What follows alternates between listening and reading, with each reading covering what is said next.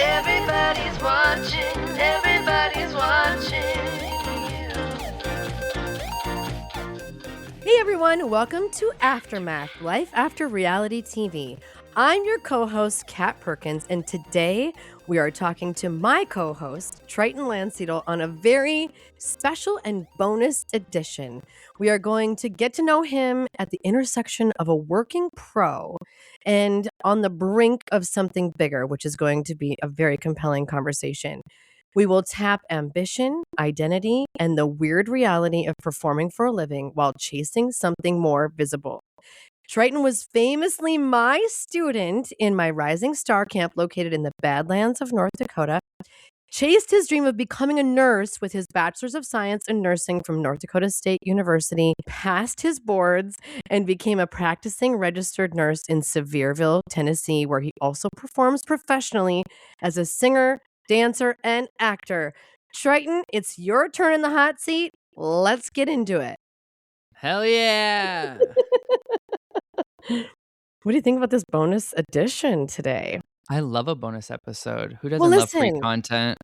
free content, but also we've been doing this for how many episodes? And, nobody has really gotten to know you. They got to know me on the first episode. And I think it's just time that we dive deep into not only my bestie's life, but also my student, oddly, former student's life, and also just your dreams and goals. Are you ready? Absolutely. I'm so ready. Tryton Landsiedel, when did you first realize you weren't just a performer, you were someone who needed an audience? Have you always been singing and dancing and performing? For the most part, yes. I remember younger singing in the garage.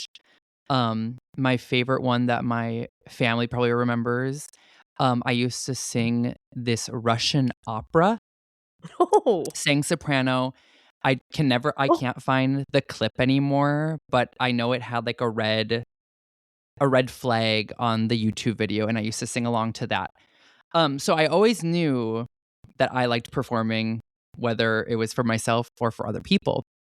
But as I kind of grew up and grew older and actually went on stages and had audiences, I always knew that that's probably going to be something that I'm going to work into my life. And as I got even older and into nursing and was on stage and then kind of had some hiatuses, I was like deep in my heart, like, oh, I have to get back to the stage because that's where part of my heart belongs.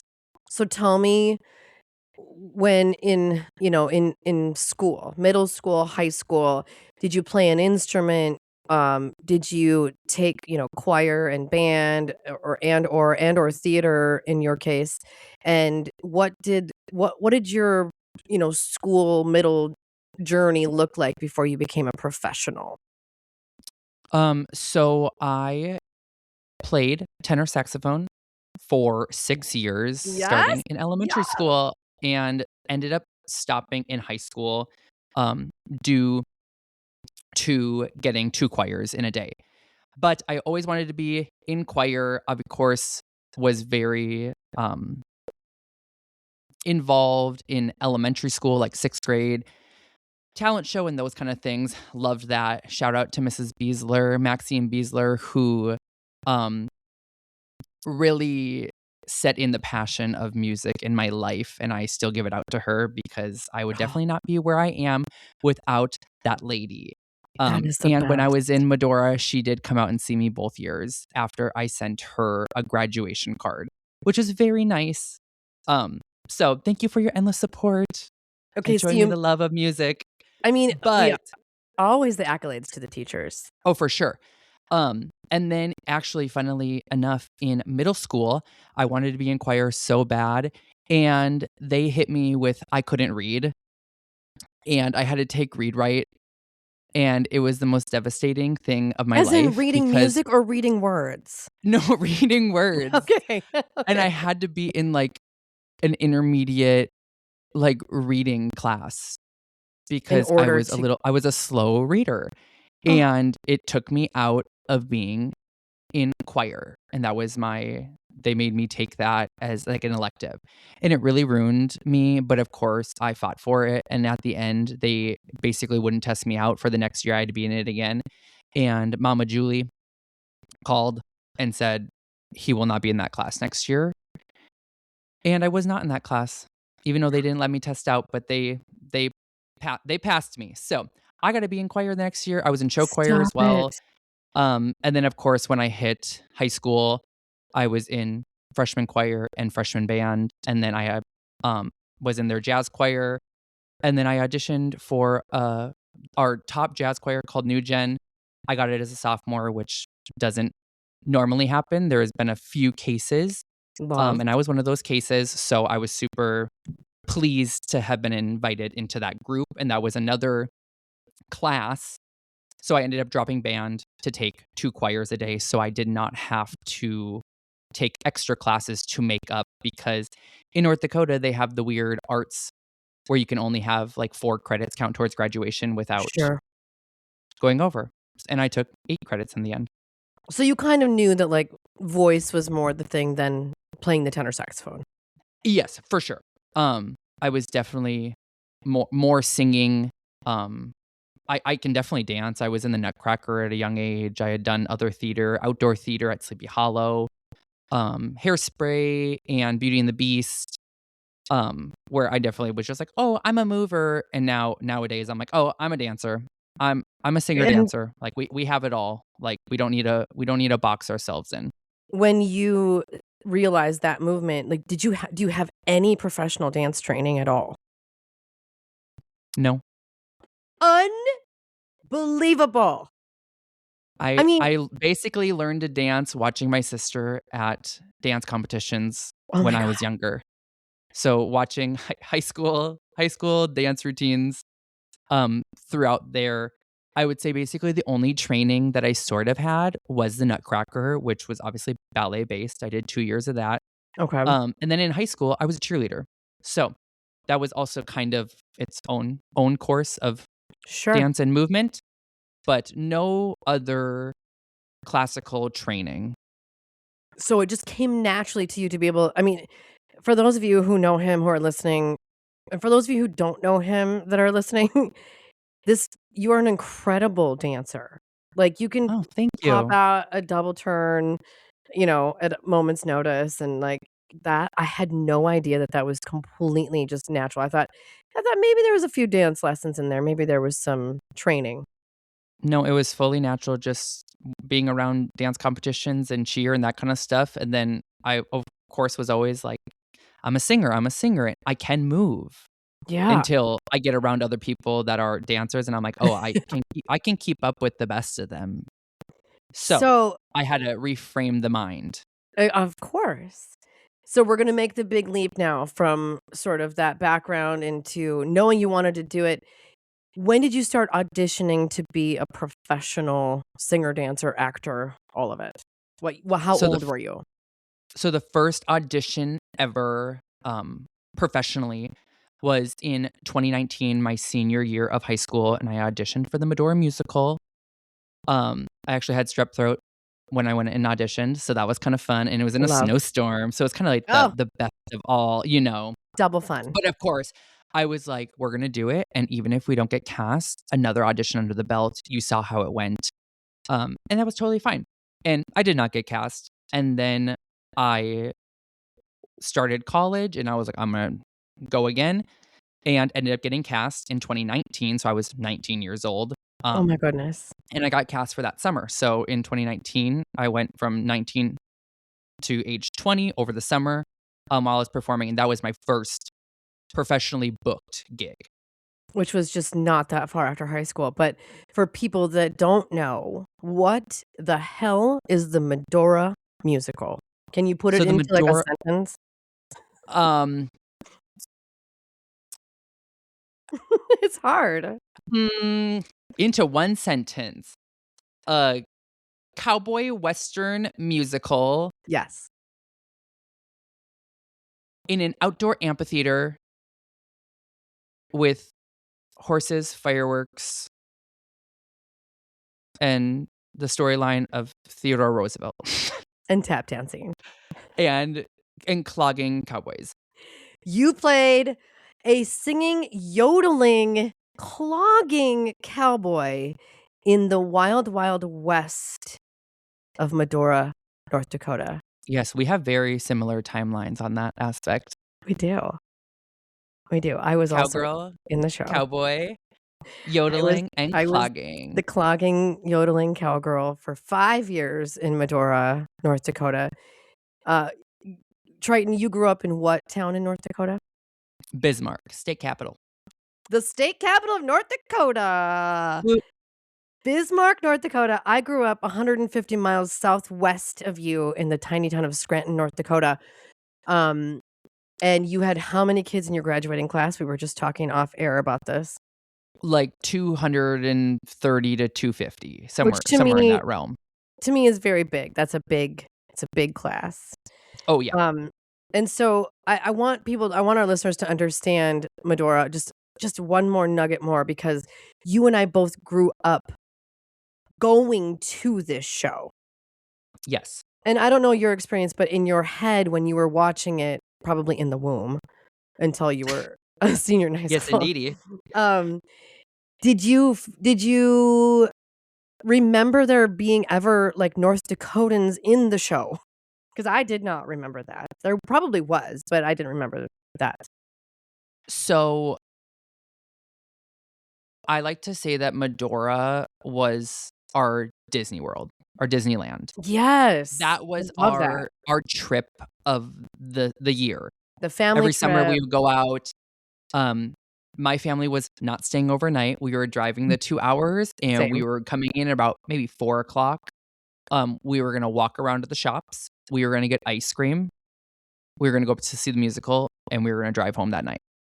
Yeah. And there was a Same. time change, and of course, you got home at like 1 AM, and, for most of my life, the musical started at 8:30. So it was definitely even Gotcha. later than when I was in the show Like at 8:30 7:30. Mountain Time. Yes, which is 9:30 Bismarck time. So you were getting home at like 2:30 in the morning. Yeah. I grew up in Mountain Time. You grew up in Central Time, even though we grew up in the Yes. same state. If people can understand that geographically is wild. And now you live in Eastern Time, which is wild. Yeah, Okay. I've been all over. So you would go every year. You had these aspirations. You were like, was it always in your head, like, I'm going to audition for the Medora musical and I'm going to make it? God damn it. I don't care what it's going to take. I'm going to do this. No, it honestly wasn't. We have so many like family photos that I look back at an old time photo up in Medora, and I kind of asked my parents, like, did I ever like verbally say that I wanted to be in Medora? I mean, it was always somewhere where I love to go and see people. I don't necessarily remember younger having North Dakotans in it, Yeah.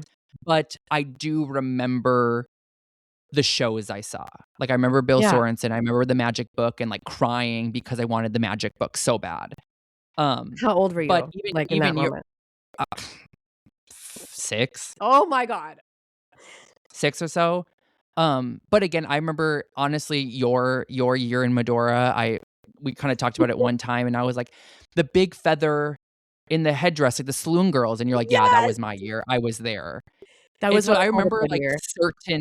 remember certain, like, dances, throughout the years, but I don't remember until later, What? um, knowing who the North Dakotans were, and I would probably Yeah. say my first person I remember was Taylor Leet, which, Oh, okay. went to or is from Bismarck, so, like, I knew her from my sister. Sure. So it was, like, one of those things, like, when I would go out there, I'm like, "Oh, I know that." But I would say the pivotal time of knowing that I could actually audition and possibly make it was after going to your camp Oh my and God. making those connections of like, oh, I just in my head it was kind of like those like far out things. Like, I don't even know who to audition for. Like, how do these Sure. people get to North Dakota in that kind of realm? And I just never really looked into it until a little bit later. And I was like, oh, well, maybe this is actually a real thing. And then, of course, just after a quick Google search, you can find anything on the internet nowadays. Of course. And I was like, heck yeah, I guess we'll just like go audition and see what happens.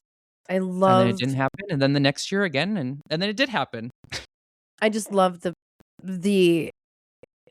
what do you call it? The switch in your brain that finally turned, which, I have a similar story of just like I didn't always aspire to be in the Medora musical. It just occurred to me when I was about 17. I was a junior in high school, like the summer before I was a junior, and I remember watching everyone on stage going, "Wait a minute. There's gotta be a way to get that job. Like, I want that job. I wanna do it." And, thinking, "Wait a minute, because I am from North Dakota, is there any North Dakotans in the show? Can you not be a North Dakotan in this show?" Like, for the people that don't understand, this is, like, one of the biggest the only, I would say, very big, big tourist town that we have in North Dakota. Oh, very much so. Population on It's the like that. regs is, like, 100. Yeah, like 120-ish. And then they see what, They like, see 500,000 people Yeah, I mean, or usually a quarter of a the million Medora people musical has over 100,000 come through guests the in the town and amphitheater, but there is also, the Theodore Roosevelt National Park, so a lot of yes. people come for the national park. And what I later learned in our rhetoric of being performers was a summer stock theater, I guess, Yes. is what you would say. It was a summer stock where, you audition and you can get paid to sing and dance and act. And this happens all over the nation. It's just like this is the only opportunity in North Dakota. Am I Yeah, right? and North Dakota is very yes, this is definitely I always say the highest theater,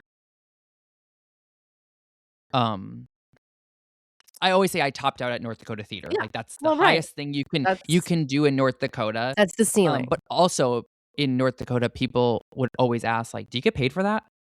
Right. Because people in North Dakota don't really know theater in that Right. aspect, so they thought it was just like summer camp, like, "Oh, we just volunteer our time Volun to go hang put out. on some cowboy boots and yodel." But no, it's definitely, like, the top thing, and yes, only later did I kinda, like, learn about summer stock, Yeah, of um, why that means summer and stock. It's like yeah, and I did community outdoor theater, but again, North Dakota, maybe Fargo is definitely kinda pushing the boundaries, and they had a lot of, donations, and they were kind of the big people in the state for theater. Like, you would go yeah, see a thing, and I'm like, "Oh my god, three-story building on stage," and we had yeah. bandstands.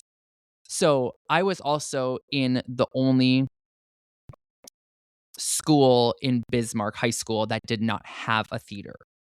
We did not have a Oh, standalone theater. Our theater was an really? old gym that they added basically, like, pull-out, bleachers Okay. for anything, band concerts, choir concerts, So there wasn't theater. an auditorium. It was like No. a So, makeshift. the same place I did, gym in and cheer practice, I also sang for choir. Oh my god, stop. So, I That's never like really had, like, the kinda yeah, theater experience that some people have, and it also kind of deterred me a little bit because I was just like, I kinda wanna do theater at such a high caliber, and I just felt like I yeah. wasn't able to.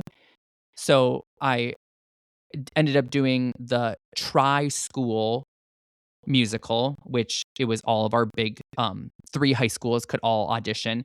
But again, with all of Wow. that, there was just so much favoritism and kinda the talent wasn't always cast appropriately. Not saying that I deserved anything, um, but Yeah, you could definitely tell it was just one of those experiences, and we did Wizard of Oz that year, and I think there was, like, 75 people in the show. You were on stage for 7 seconds, sure. and I was a Winky, and then I ended up, um they needed a witch's stunt double for the tornado scene, and of course, I said, "Give me some green paint and give me a wig, and I'll cackle across the stage," and Stop. I indeed did. So, What is a there's a photo. Winky? A Winky is the witch's garb.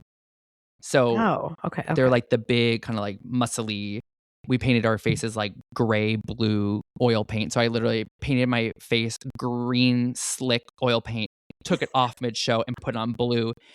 But, of course, I Stop. was like, "I just wanna be involved, and nobody will give me a role." Yeah. Yeah. So then there was just like other things with that where people got roles and then I got asked to sing backstage into a different microphone. And I learned that their microphones were turned down and that my microphone was turned up. So they were on stage, but I was singing their part backstage. Oh, hell yeah. So it's kind of one of those things where I was like, or people like wouldn't come to rehearsal and I would have sat there all the day and then they're like, oh, we're actually not going to do your scene today because nobody else showed up. And I'm like, okay, waste of time. So then that's when I got into Sleepy Hollow. And that was a definitely different caliber, um, which I had I so much fun in. I got to see Mr. Tryton Landsiedel in 2 productions, I believe, at Sleepy Hollow, which is an outdoor summer production with adults and children, right? I mean, it's a Yes. mixed sort of bag of, what you can audition for in those shows. I saw you in Hairspray for sure. I don't know if you saw Beauty and the Beast. Oh, no, I did not see Beauty and the Beast. I did not. So just Yeah, Hairspray, yeah, and which then is I a was gonna beautiful do facility. Hunchback of Notre Dame, and then I ended up getting, Your um first profesh. no, this was Oh. going into this was out of my senior year, but I ended up Oh. getting cast as a cheerleader. A cast. Oh, well, I I mean, got cast as a cheerleader. Okay. whatever. Um, I got cast as a cheerleader for North Dakota State University for their collegiate program. So I ended up having to say no because I had to be traveling to Fargo for practice and I couldn't Hell make both yes. work. So, but no, Sleepy Hollow was definitely kind of my gateway. And then the next year I didn't do high school theater. Um, I can't really remember what they did, but after my Sure. first experience, I always said that if anybody had that experience in that theater that year, I could definitely see if it ruined people's love for theater or if, like, they were trying to try out theater and that could have definitely ruined it for them. Sure. Because it almost ruined it for me, but I knew I had a deeper love and I was like, okay, like wrong place, wrong time in a way. And then of course, kind of worked out for me in the end. So let's make the big leap now. We've went high school, middle school, high school. Your first professional gig in the Medora musical in Medora, North Dakota. And now Mhm. we are at Dollywood in Pigeon Forge, Tennessee. Hello. You get cast. And this is now after you've done a couple summers in Medora. So you've got some experience under your belt. You auditioned for Dollywood, and what did it feel like to move on to not only a different part of America, of the continent here, but into a different sort of way of doing theater? How did it feel? I mean, Dollywood's a big deal. Yeah, it was kind of a crazy whirlwind.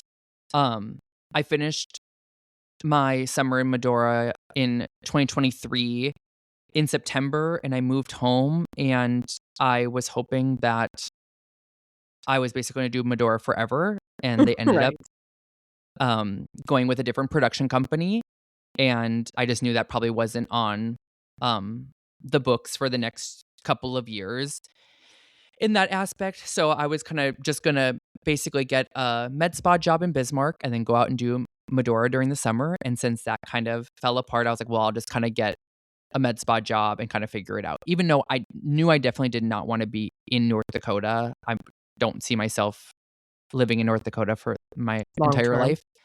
Yeah, so I was just kinda like, "Okay," like, I don't know what the next plan is. And there was a few people going to Dollywood to work, and I missed out on the auditions. I missed out on everything. But I like to say this, my turning point again, another pivotal thing was I was in Las Vegas at an Adele concert at Caesar's Palace in the Coliseum, and the first song she started singing, I was like, "Oh shit. I can't give up performing like that." Because of course I have a nursing degree and I was like, we'll just go run down that route. And again, that was another pivotal thing where I was like, "Oh, can't give up performing. I have to be on stage somewhere. I have to be doing something Yeah. in front of somebody." Um, so I messaged some people at Dollywood and I said, "Hey, I know you're already in Christmas and that's totally fine, but like I'll send in um my stuff and see." And on Monday, I got a no. On a Wednesday, I got a yes. And had to be there by Friday at Stop 4 it. I o'clock don't think before I HR closed. Oh my god. So, on From Wednesday North night at, Dakota to like Tennessee. yes. and it's like a 22-hour drive, 22 and a half hour drive. So I got a call and they said, "Hey, this is when you have to be here." And I said, "Sounds good." So I packed up as much in my car as I could, my Nissan Altima, packed it up, Yes. um, went and said basically goodbye. My parents did not believe that I was actually probably going to leave, but I did. 8 a.m. the next day, I left Bismarck in a snowstorm, and I had to make it to Chicago where my brother lives. Stayed Wow. with him, and filled out some paperwork. When I got there, I slept for like 2 hours, and at 4 a.m. I had to leave to head to Tennessee to get to HR to fill out my paperwork, and then I started rehearsal the next day, and they had already been in a week of rehearsal. And I came in as a male swing, covering 4 guy roles. So, In a theater production, right? In a theater production? Singing, dancing, um, acting? no, this one was just singing. Just So singing. this was Okay. Candlelight Carolers. We Okay, okay. stand on the church steps, Yes. um, and wear robes and basically sing kind of like pentatonics-y, hymnal type stuff. Yeah, yeah, yeah, yeah. So I came in Classic. very, very quick into, I had never swung anything before. In Sleepy Hollow, we did have like understudies, and when I was in Hairspray, I was Edna's understudy and I was Link. So like I kind of knew that it's probably never going to happen, but I also tried to prepare. So this one was kind of like a really thrust into it, and I was like, of course, I'm a pretty good singer. I can figure it out, and of course I did, and it was totally fine. Yeah. Um, And you can and read then music at this point. You can read yeah, music. yeah. So and you can have your music, like we have binders. So if you really needed to read it, you could read it. And then somebody ended up getting sick, and I ended up going in for all of the previews and right into the show. Um, and then I worked like Wow. 6 days a week through that entire Christmas season. Um, and then after that, I was like, don't really want to move back to North Dakota. We'll Right? see kind of what Dollywood maybe has to offer for me. So after my little apartment that I found for 3 months, because again, I moved down here and I didn't even have a place to stay. Yeah. So I got like a little furnished finder. I was like, well, I'm just gonna stay. Ended up basically an apartment falling in my lap and moved in, and now I've been here for like 3 years. You are So officially a Tennessee resident I am. I do have for a 3 years. license. Yes, you Yeah, got I remember you and getting your everything license. is here. But yeah, I mean, it was kind of the perfect boot out of North Dakota because I hate Yeah. change.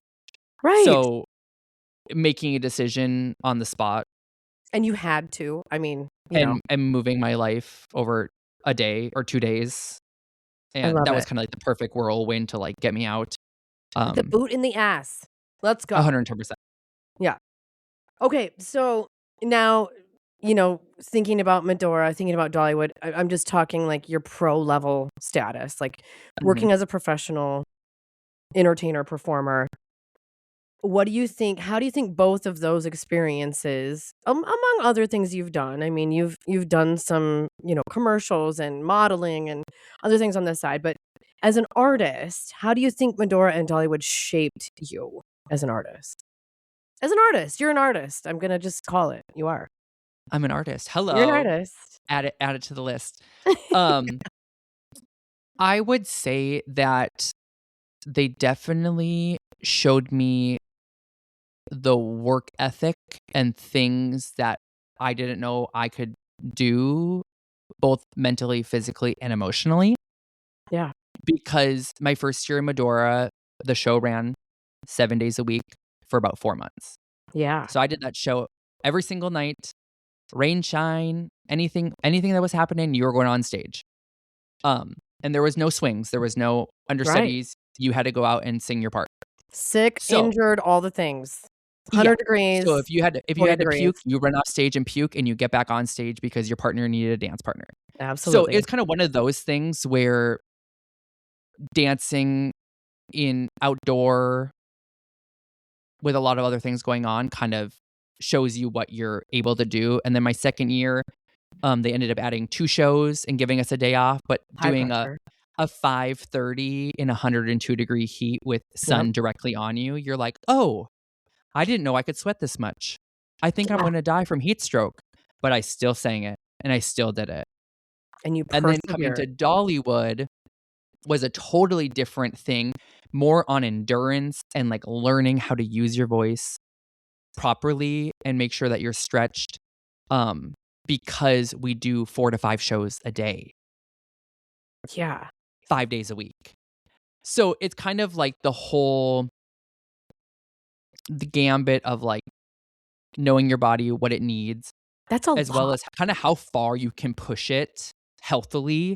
Of course, there's plenty of people that are probably in the theme park world or like Disney, all those kind of things, that probably aren't doing things the most healthily Yeah. because, again, at the end, it's a job. And instead of using our brain to like write out a script or whatever, Yeah. we're off of our voice. I mean, Physically people sweating get it out. sick all the time, Yeah. or you strain a muscle and you're like, I have to go out and do this. Yeah. So it's one of those things where I really like shaped kind of what I'm actually physically able to do, what I'm mentally able to do. Vocal health is obviously very important because not only do I like to talk, but it's also what pays the bills. Yeah. And I mean, you know that. Like Yeah. any performer out there knows that, again, it's a talent, but it also does pay the bills, so you can't just use it willy-nilly. No. And I mean, I think one of the biggest things as a former student, of you were my former student, I think that I love that there's no way I could have ever explained that as a teacher. It was just like, you got to jump in, right? And you just did, and now you're figuring that part out. And we're in parallel in this moment as me being 20 years older than you and still doing it and still persevering through all of those things on a daily, and not only auditioning for the jobs, getting the jobs, then doing the jobs in sickness and in health. Literally. And like in these crazy conditions, and also learning from every single job that we take as performers. I mean, it's a wild ride, and I think that's why it's not for everyone. It also weeds out the weak. It weeds out the people that just can't handle that stuff. And I knew from the get-go when I met you when you were 14 or something that I was like, that he's Mhm. got it. He's got it. And that's something that is very hard to explain to anyone. It's like you have it. Not Yeah, only the talent, but like the perseverance. I kinda always say it's like, do you have star quality or what? And you In in felt in it. the in the gr in the actual thing because I'm like, "Oh," like, again, now that I'm there, I'm kind of like, "Oh, I know. Yeah. I have the drive, I have Right. the work ethic." I always say I'm not the best person in the room, I know that, but I am We're never gonna one be damn everyone's cup hard of tea. worker. I'm like, I will do anything. And I think also back to kind of the original question of how it shaped me as a performer or an artist, Yeah. I've also really fell in love with the art of performing. I know that sounds so corny, No, that's great. but after doing a show so many times for like Christmas, I was in Twas the Night Before Christmas, did the show 4 or 5 times a day A for like day, 3 people. months A day. for Think 5 days a week. think about that. So I mean, I was doing like 20 some shows a week. And it kind of rewired my brain to like go back to every audience is a new audience. Everybody's experiencing this for the first time. Yeah. So I have to give them the right experience every single time I Even go though out on you've done it stage. a million A goddamn million times. times. Yeah. And this is my 5th time in the day, where Right. you could just turn off and go on autopilot. But I'm a performer that I hate autopilot. I don't like the way it feels in my body. It kind of scares me. And the moments Yeah. I click out of it or click into it, I try and click out as quickly as possible because it feels so weird. It's almost like blacking out. Like it really is. Like it's a It's like weird watching feeling. yourself. Yeah. Yeah.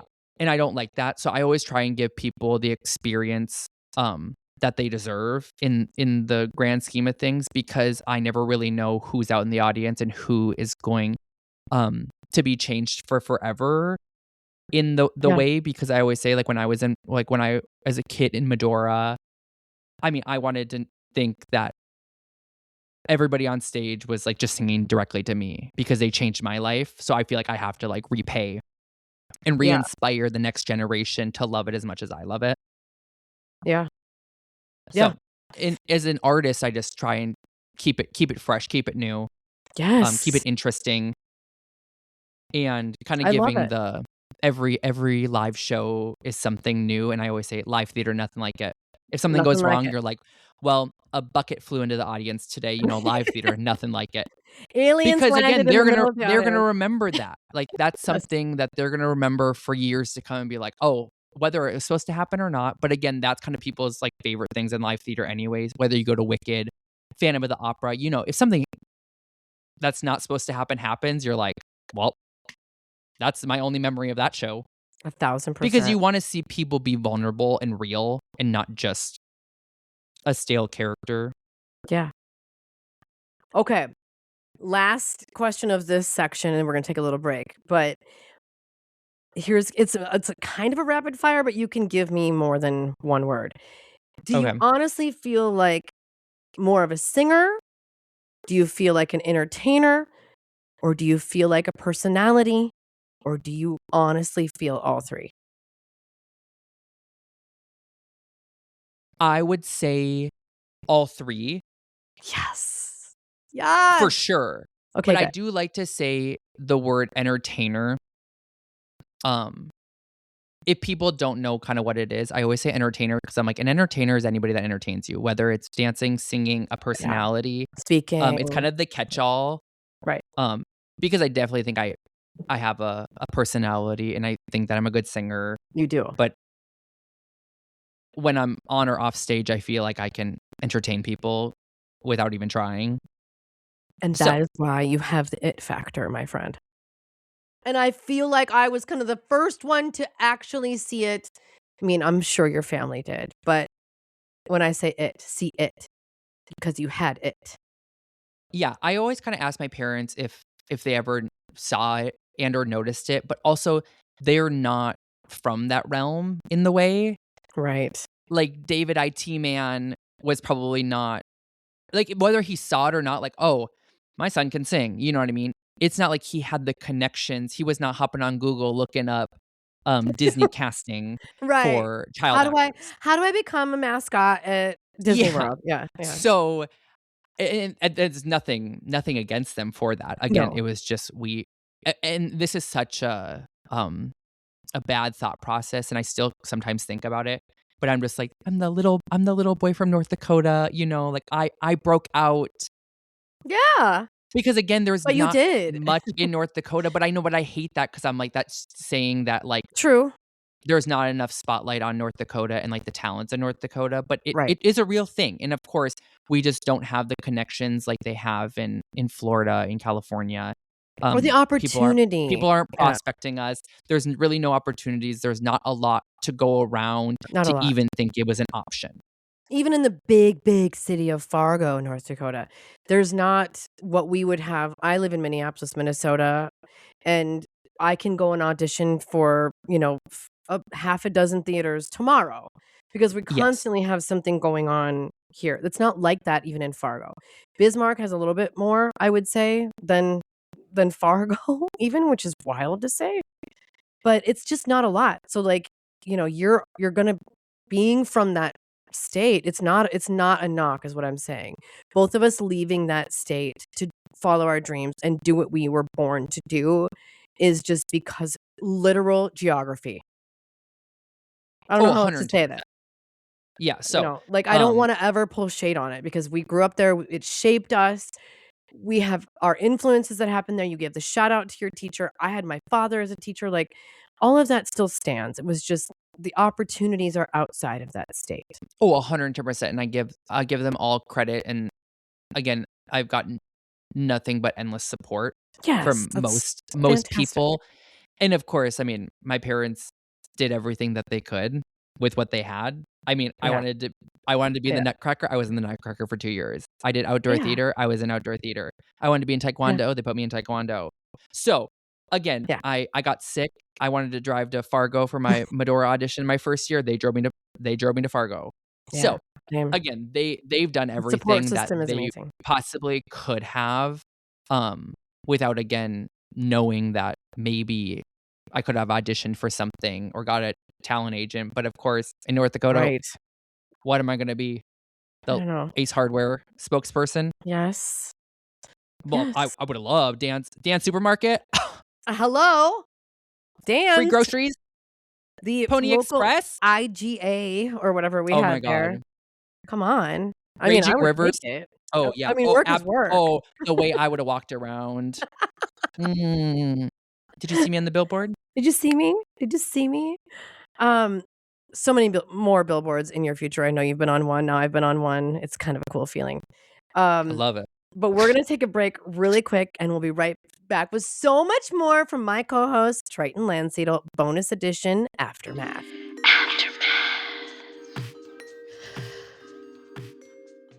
Welcome back to Aftermath, where I am talking to my co-host Tryton Landsiedel in Sevierville, Tennessee, where he lives now. We're getting to know him. You guys are getting to know him. This is way past due because we should know our co-host and we should really also know their hopes and dreams. Am I wrong, Tryton? Not at all. And you have a big dream. I mean, you have many dreams. And we've talked about this since you were a little student of mine. But because our podcast is about reality television and the life after reality television, I want to know your reality TV dreams. Are you ready? I am so ready. Okay, good. Never been more ready. Also, I feel like I know you so well, but then there's sometimes where I'm just like, oh my God, I never knew that about him. So here we go. Number one, this is like a brutal honesty. When it comes to reality television, what is it about reality television that you want to experience? Is it the career boost? Is it validation? Is it just the entertainment of it all? Is it the experience? Tell me if you can what it is that you want from reality television. Damn, that's such a fucking good question. I know. I don't even know if I've Okay. actually ever thought about that like that. Um, well, I mean, I love reality TV because I always say that my life is somewhat boring, even though I know it's probably not from outsider looking in. But I Right. think it's like I love tuning in to see the real drama. Yeah. Um, but I think that I would love to be on reality TV because I think first of all, I'm a personality Yeah. and I think that I shed a lot of positivity into life and I think I also want to do that on a national platform to also bring other people joy. Yes. But also I think that how I treat my life and go about life, everybody always says I'm so freaking interesting and that I should be on a reality TV show. Yeah. And of course, I'm just going to harness that Yes. and double it forward and be like, hell yeah, let's do it. But of course, I think I would just make good TV. Like, I You would. think that You do. You would. Yeah. whether, because I don't think I would be a character of myself on TV, I think I would just be normally me, which can be shady and sarcastic. But always like leading with love in the end.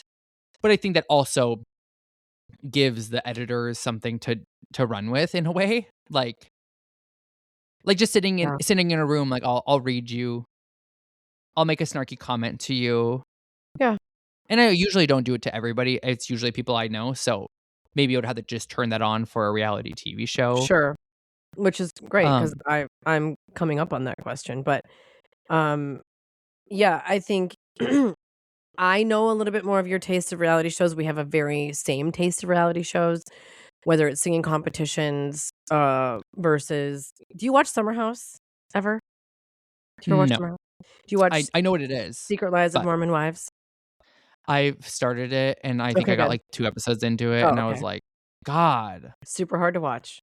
But like what super hard to watch. okay, here's a kind of a here's a two-parter. What is your favorite one to watch? But also what is like the kind of reality show that you actually wanna be on or that you would do really well at? Okay. So I have a piggyback on the last question actually, Sure. but on the end of all be all, I actually just want to be famous. I want to be known. Whether in what capacity that is, I would like just to be known. Whether it's I'm getting recognized once and that was it, and or on like a national platform, Yeah. either or. That's why I also want to be there, just kind of in the know in the way. But I love really all kind of reality TV Yeah. shows. Like I love like Yeah. Mama June, like real life, Thousand Pound Sisters. I love that kind of like real normal life. But competition wise, True. my favorite show to watch is The Traitors Yes. because it is a game within a game. Like, Yeah. it's a social experiment because Yeah. people don't know what's going on or they're not privy to all of the information that's going on, and they have to play a game inside of a game. So, I love watching that, and I think that's probably also my top show that I always say Right. because the game inside of a game, and I'm like, I can read the room quite well. So, I think I would be like, of course, a great traitor. Right. And I mean, as much as I would love you to be on a competition like singing or, but I think that knowing you, this is a great choice. Yeah, I mean, I would love to be on The Voice. Always said it, always will Yeah. say it. You just never know what might happen in life. But past that, I think I'm usually gravitated towards Social. more of the social experiments like Big Yeah. Brother, or where it's kind of a longer term game instead of a short Yeah. this, a little bit more mind game in the way. God, I More love it mental. so much. More mental, I think again, I think I could survive in the Big Brother household because You part of would. it I is think you totally would. obviously just having the bandwidth to Strategy, live bandwidth. in a house for up to 3 months Yeah. with all of these, cutting all the ties to, like, normal reality Yeah. and your normal life at home, but then also, like, playing a game and, like, alliances and that kinda stuff. So, I think that's usually Totes. where I am, but of course, it's really anything. Like, I've auditioned for so many different things, um, that I'm Okay. like, maybe I wouldn't even like, even, like, Survivor, I was, like, so scared that I'm like, "Maybe I won't be able to do it." But then, of course, in the end, I'm like, "Well, just put in the audition." Like, you don't know until you're there. I would Because I never think audition part of for it's mental. Survivor. Oh, well, I didn't think I would either until this year, and I was like, "You know what? What am I gonna do? I'm gonna box myself out from it?" Oh, No. I was like, "And if we get you're so cast and brave. we get there, then I go and then um, we pass that bridge when we hit it." Like, so I'm like, I don't wanna put myself out of any of the runnings because even in that thing, I was like, I just, like, am scared. First of all, I'm scared of all the as a nurse, I'm scared of all the skin issues, the Yeah. health issues that may come with it. I have skin issues and I'm But I'm literally living in my own home. but I think also just, like, mentally of, like, you're not eating, you're getting pushed to your limits, you have all this kinda stuff, and I'm just like, I think my obviously, your brain power is something that we don't often use because we don't have to, and I think that, like, it's a mental game in that aspect. I'm like, I think I could mentally do it, and Yeah. once I passed that, I was like, I put in the audition. I'm so proud of you. Okay, ready? Thank Rapid you. fire within this section. It's just a one. Okay. It's kind of a Heard. two. But Yes, Deborah. okay, Hit me. bigger fear, getting on a reality show. No, wait, sorry. Bigger fear, not getting on a reality show or getting on a reality show and going home super early. Uh, I guess I'm not scared of really either of those. Okay. All right. Okay. Because I also just wanna be famous, so I'm like, even if I am first out and I'm the pork You're chop, I'm fine. like, "Hell yeah, hit it up." Of course, I mean, I would be disappointed, but I don't Right. think neither of those are fears. Again, you deal Okay. with rejection quite often, especially in the theater performing world anyways, so it's not necessarily a fear, Heard. Okay. if that makes any sense, not to Yeah, of avoid the course. question. No. It doesn't have to be a fear. It's just like it's hard to fear when you don't have the opportunity. So That's why I'm like, there's really neither I'm like, the other one would like be we're working great on it. because at least I made it. Exactly. I got the call. Okay, ready? If Yes. you got cast in whatever, doesn't matter, across the board. Mhm. And the producer said, "We love you, but we need you to be more dramatic. Would you play the game?" Depending on the show, yes. Okay. Absolutely. I'm Because thinking again, I'm gonna say in the end, depending on what the show is, we all watch it for the dramatics. we do. I'm just thinking in So it games. depends on what the line is. I mean, I'm not gonna go hog wild, Okay. but So you have a balance. if there was a fluff, you know, instead of saying like, "I don't like your nail color," I'm gonna make up a little story behind why I don't like your nail color. You know, Right. Sure. whatever it is. Yeah. But I don't think I would go like way left field.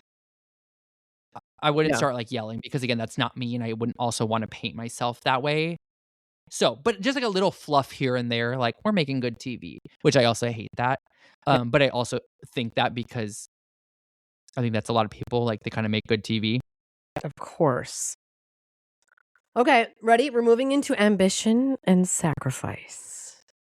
That sounded so dramatic, but I love it.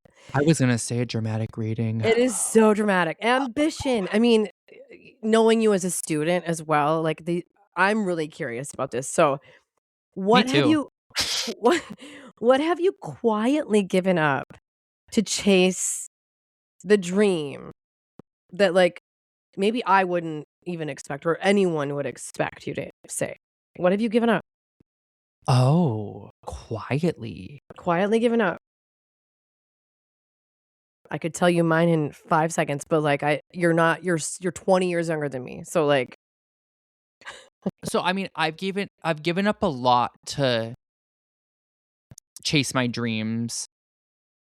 Just in general, not even just performing, but I mean kind of just everything. I'm very yeah, much a person that is a go, go, go, and I am the person that's gonna go out there and get what I want in life, and I usually am probably not gonna take no for an answer in that aspect. So of course, I mean, the main things that I've given up is, like, being around family and yeah, not being, readily there watching my niece and nephew grow up or, like, being around my parents or yeah. my grandparents and kinda being around that. But I would say probably the quiet thing of that is just really moving out of the safety of home. Charlie, my cat is trying to answer your question. Yes. Oh, come on, Charles. Charlie, Um, we can't answer his question.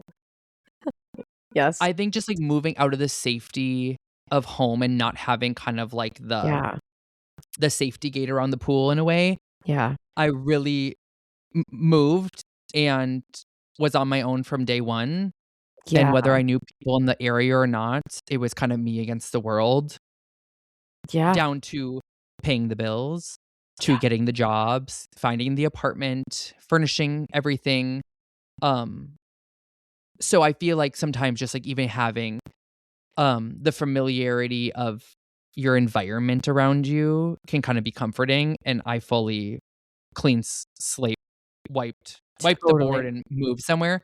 So I'd probably say that's one of the big things, just not being around anything that's familiar to me Yeah, and and now paving my own path and yeah, creating that vision that I've always dreamed of. being 1,500 miles away from your family or whatever it Yeah. is, which is it's rough at any age, honestly. I mean, I did it too. I was only 600 miles, but, like, yeah, I get all of that. Do you feel what are you 26 gonna be 27 here at this point? Yes. Do you feel ahead of the curve right at like, I always ask myself about the universe, like, I'm a universal girl, like, do I feel like the universe is guiding me right where I need to?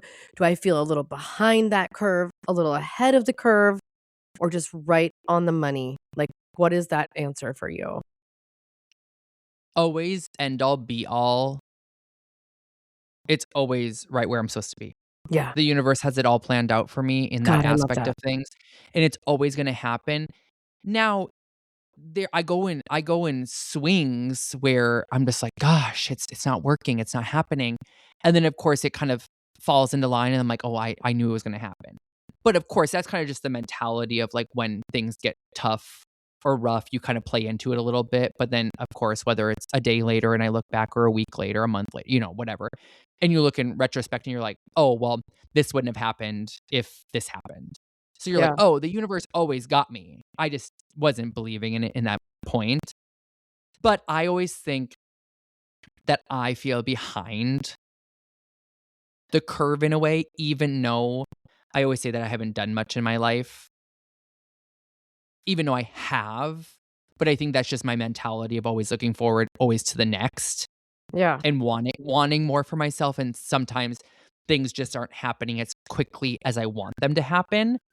But maybe I Yeah. wasn't ready for them to happen yet. And of course, that's Yeah. just a progression of life. So sometimes that's where I get caught, where I'm just like, "Oh, this isn't happening." And I'm Yeah. like, "It's okay.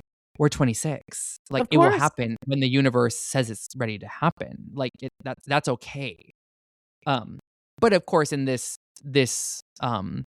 career, obviously, you wanna be the Miley Cyrus, the Raven Simone, you know what I mean? You wanna be that child actor that kickstarted their career so young, and I feel at 26, I'm just, like, behind, even Yeah. though Sure. their path is very different than my path has been. So, Absolutely. And then you again, have when I look at what I've done in even the last 3 years since I moved to Tennessee, I'm just like, "Damn, well, I'm really doing it. I've I really done it." know. I've chased every single goal and dream that I wanted, and most of Y them have came true and or were in the works, and they're Sure. out there into the world waiting to be redeemed. That leads me perfectly into mindset. Just a couple of questions. Um, how do you stay motivated at this point? Like, how do you stay motivated to get the next thing, dream the next thing, do the next thing, like, taking action, how do you stay motivated? Like, what is there a secret? Is there like a one-shot answer? Or is it just like me? I wish there was a one-shot answer. It would be Me so too. much it would be so much easier in life. Me too. Um, I think every day is its own challenge, and I kinda go in swings, and sometimes when I get a no or enough no's that it relights that fire under my butt, Yeah. and I'm like, "Okay, time to repave my path." And then I'll put Yeah. in a million auditions or go out and do this and da da da da and get really motivated. And then, of course, when I'm working, at Dollywood or at the spa, and you kinda just fall into, like, I'm just gonna call it the monotony of life, and you're just working and you're not actively seeking something on top of it, it's Yeah. kind of a different game. But especially when when I'm not working or not as busy, I always just try and remember that, like, there is an end goal, and to meet that end goal, whether it's being famous or consistency of a job, um, or really anything. There's so many things that are enveloped in my storyline, but just to keep going because the more visible I am, the more I could be seen by somebody to get me the next job, to get me the next contract, to get me out there. So, but sometimes that is hard, I Yeah. also go through the little depressions, and we're just like, "It's not working. I I've know. done it all. I'm not getting a call. I haven't been cast. I'm not good enough. I can't sing. I can't dance. I can't act." And of course, I Right. go through that as well. It's a normal thing, but then you have to go back and, like, look actually at statistics and be like, "Okay, well, you can sing." You're Like, get that human false to get have that those false feelings. narrative out of your head. Yeah. Just because somebody in a casting room isn't telling you why you aren't getting cast can can let the brain run wild and be like, "Okay, let's not make all these false narratives up and just say, like, we didn't get the job, and that was it." Yeah. And also, you can't argue with casting. You can't argue Of with them. course, right? That's not your job. If you were in that casting room or if that was your job, then you would know, but we're not in the know. So, I always just try and harness that, take every moment as a learning moment, take what I can from the experiences, and try and Yeah. apply it to the next. In the same mindset, sort of category, you and I talk almost every single day, and so I know a lot of things, a lot of just everyday things, and I think I have to ask this, but it's gonna be a little hard. It's gonna be a little bit hard. Do you think in today's industry, I mean, and you're constantly auditioning, do you think personality matters more or talent matters more? We could add to that as, like, social media followers more matter more or, like but, I mean, what do you think where does it lie these days? You're so fresh into it, and I'm so out-aged of it, but Um, I think that it depends on what you're auditioning for and where you're auditioning. sure. I really do think that, when you're pulling towards TV nowadays, a lot of, the TV shows that I've applied for, a lot of them will ask for your Facebook, Instagram, TikTok, and when you look at kind of the Reddit posts, they're really looking for people with a following already. They kinda want that famous in their field type of people. They want, um, internet personalities. So I think that's kind of one thing. I think also, yes, you have to have a personality to be able to go on TV because if you don't kinda have something to give the camera or the world, people aren't gonna watch it. If you're a doorknob, boring as hell, I mean, nobody's gonna wanna watch you. Yeah, And maybe they will, I mean, depends on what the show is, and you always have to have the sure. the multitude of different personalities that all kind of feed into something. But then you kinda get into theater, and as I always kinda say, it's not always the best person on stage. Yeah, It can right? really be a mix of things, Oh god, that breaks my and that heart, but kinda it's so true. 110%, and I've witnessed it, went through it, and it's okay. And I think that's kind of where even the mental game plays sometimes, where it's like, you wanna get on yourself because you weren't the best. Yeah, But then again, I always say, I know where I fall in a room. I'm not the best and I'm not the worst. sure. I know where I fall. So when you don't get those castings, sometimes that does suck. Um, but of course you weren't in that casting room. So I think sometimes it's just like who they were looking for in that certain role. Or there's so many different minute details about casting where you could do one thing that they didn't like and they were like, "Nope, you're gone," and put somebody else in there. So I think that every different category of things that you're auditioning for kind of played a different attributes that they're looking for, but what sucks is we're not privy to those. So you really kind Right. of walk in blind at every time, Of and course. you don't know if they were looking for talent, a character, a personality, A certain a hair look. color, Yeah, like, did shoe you have size, whether you had abs or not? Like, abs. what I mean? There's, like, so many different things where I'm like, they didn't like my shirt color that day. Yeah, yeah, They yeah, didn't like that I had a beard and I coulda shaved. yeah, yeah. So, I think it's kind of a multitude of things, and I think it's tough, um, and I wish that everybody could get cast and everybody could Same, make especially their make their monies and, yeah, show their crafts to the world because, of course, there is a lot going on in our world, and if there was more theater and arts, arts in constant arts, yeah, general, I think the world could definitely be a better place, but I agree. Okay, we're getting close to the end here, but this is one more serious question about your future, and I have to ask it because it's my favorite question to me, and, you're 20 years younger, so, like, here we go. What kind of legacy do you want to leave as an entertainer, a performer, somebody that's in the spotlight?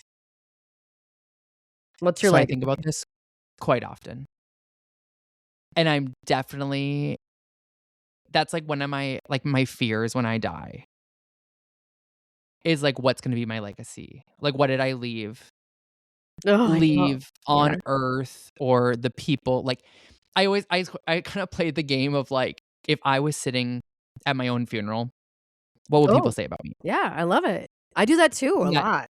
in that game of, like, what would people say that was, like, my best attribute, like, my funny story? Who would come? What would it be, like, a big thing? You know what I mean? One of those things. Yeah, I think But about it I too. always think that, like, um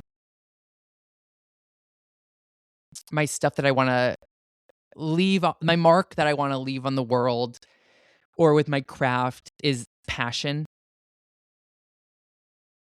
Inspiring the next generation is really a big thing for me because I was one of those little kids, um, that looked up to people, and I wanna make sure that that kid from a small town also can be seen and heard, and told to, "Hey, follow your dream.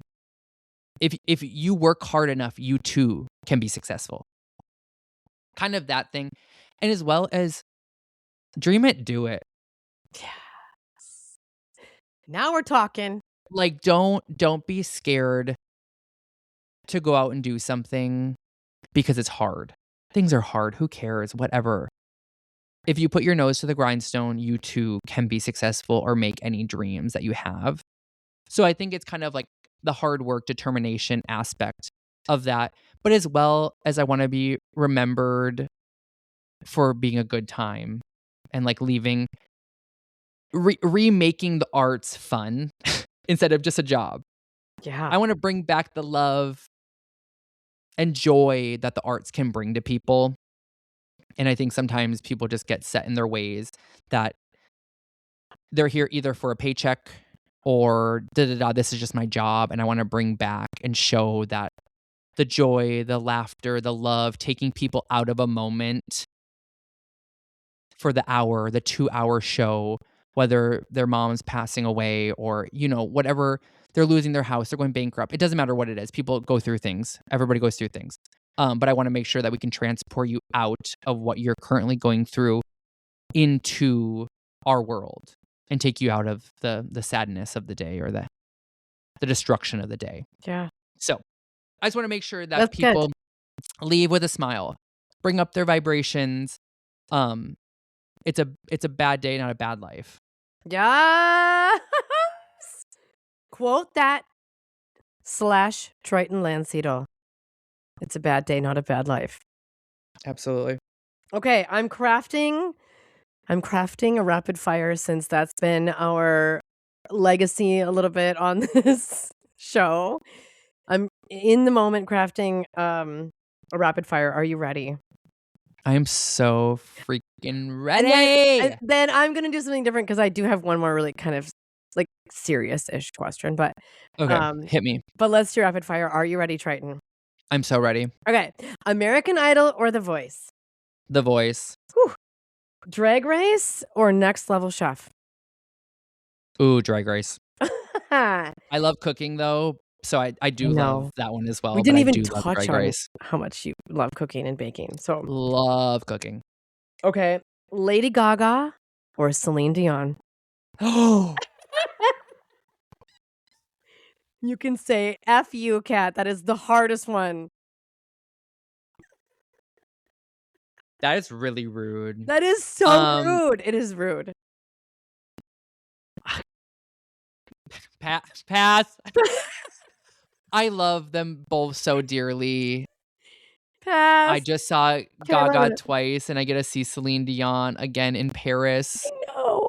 So So I'm jelly. gonna say pass. I can't Okay. Oh, I pick love between it. my I 2 love that icons. you passed. I'm like, I can't pick a favorite. Like, that's like, Future guests know that you can pass. I know that was so mean of me. That was the meanest thing I've ever done. Okay, clogging or ballet? oh, clogging. Oh, thank God. I mean, even though you were a nutcracker supreme, ballet. I mean, of course, everything does come back to ballet and the technique-wise, but Yeah. clogging, I mean, hello. Baking sourdough or baking a cake? Sourdough. Oh, I'm hell not really yeah. a cake person. But you do cake pops so well. Yeah, but I mean, that's like baking a cake and then smashing your work right away. You're such a great sourdough baker. We can side hustle this. You should side hustle the sourdough. Soon and very soon. Commissioned. They have to, Commissioned work. they have I to am a commissioned baker, actually. 100%. I have been commissioned before. Okay, last one because we were talking off air. Homemade limoncello shots or a margarita. I'm going to say homemade limoncello. I love a margarita, though. Killer. It's good any time of the year, day or night. Like, doesn't matter. Truth. But It's kind of foolproof. homemade limoncello, it's been really killer. I'm currently having a little cocktail right now as we speak of it. I'm so And I'm also jealous. making a whole new batch that will be ready in about 4 weeks. You're So, going to give me the recipe. We're going hell yeah. to make our own limoncello in this household as well in Minneapolis, Ooh, Minnesota. We need to do it. I love absolutely. limoncello. And yeah, It's quite easy. It's a what little time intensive. It takes what like you 4 weeks. described to me, I'm fine. I'm totally fine with letting Yeah. it for 4 weeks. But what you described to me sounds really fun, so we're gonna do that. One last Oh, yeah. question before we close this out, and Let's hear it. I hope you love it. If someone was watching or listening to us right now, right, thinking about chasing your same dream, what would you tell them that no one told you? Ooh. Hopefully, I told you as your teacher, but I'm sure I didn't give you all the secrets because I couldn't. Oh, what's What would you tell them that no one told you?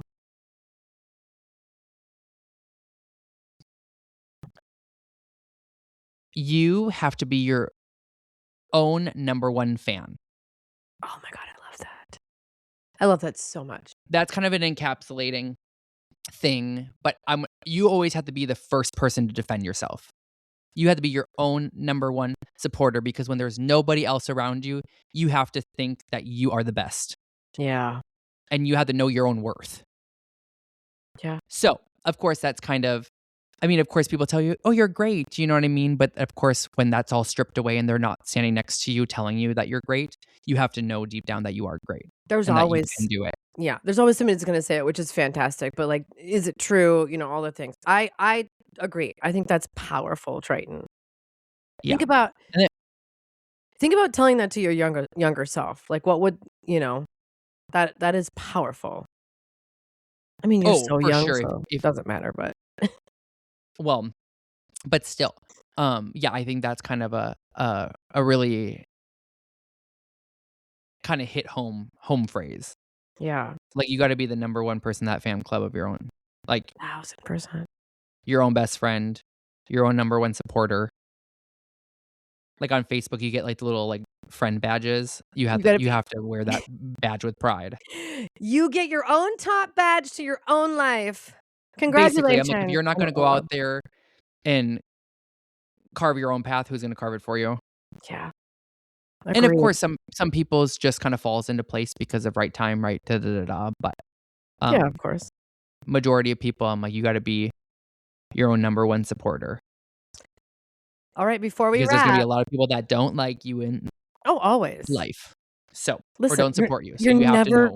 going to be everyone's cup of tea. We've learned as much as you want to be. We've learned. Also, I don't think that anyone would want to be. If you were everyone's cup of tea, I'm not sure that life would be interesting. You know what I'm saying? Oh, for sure. So, I'm I mean, not that would saying never throw the happen, but hate also then out. I'm like, you're probably not a great true friend. No, If so, exactly. Okay, before we wrap, where can listeners follow you on your socials for all of your upcoming amazing feats? I am on basically all social media platforms at Tryton Landsiedel or Tryton David, but almost all of them come up as Tryton Landsiedel, TikTok, Instagram, Facebook, Snapchat. I mean, people love my Snapchat stories of me cooking cheese curds on a Friday night. Hello. His Snapchat Killer. stories are the best. Killer, killer, killer. And of course, you can find me on Aftermath, Life After Reality TV with my co-host, Kat Perkins. And where else can they? I think that's basically Well, everywhere. I you, got some crazy things out there. yeah. I'm a And if Miranda you, Priestley impersonator. yes.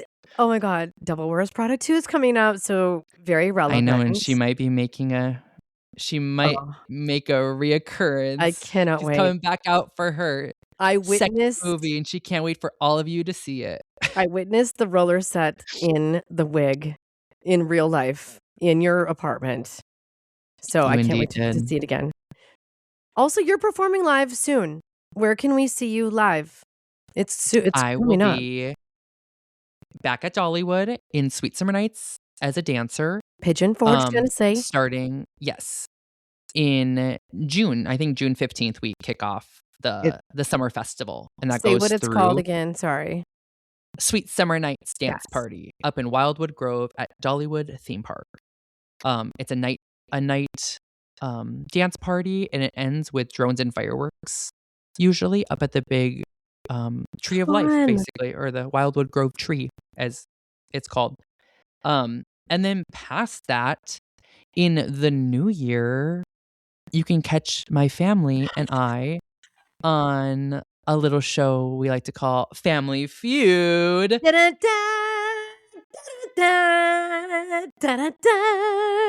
I'm so glad you said it. Absolutely. Yes. So in, I believe, 20 January or February of 2027. 2026 or 2020.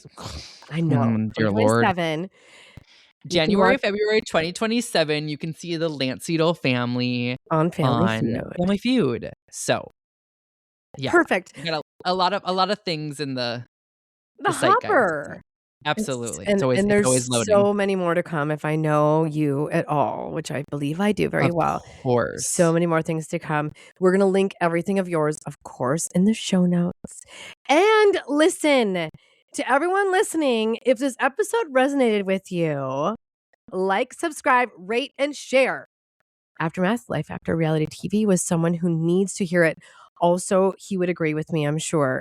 Whoever you want to hear on another episode, please put that in the comments because we need ideas. Either what reality show you want to have us find someone, or if you have that specific person in mind, we are all ears. We want to hear who you want to hear from on this episode, on this podcast, and for future episodes. All right, Tryton, are you ready for our famous line together to close it out?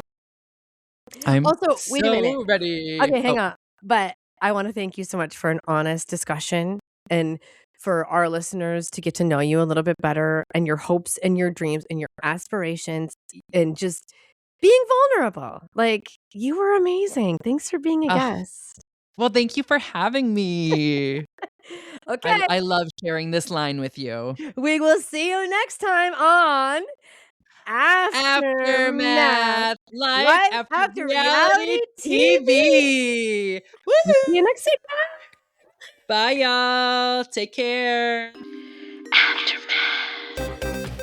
Aftermath is produced by TK Productions, in-studio production by Kat Perkins, theme song also by me, and your co-hosts are Tryton Landsiedel and Kat Perkins. We'll see you next week.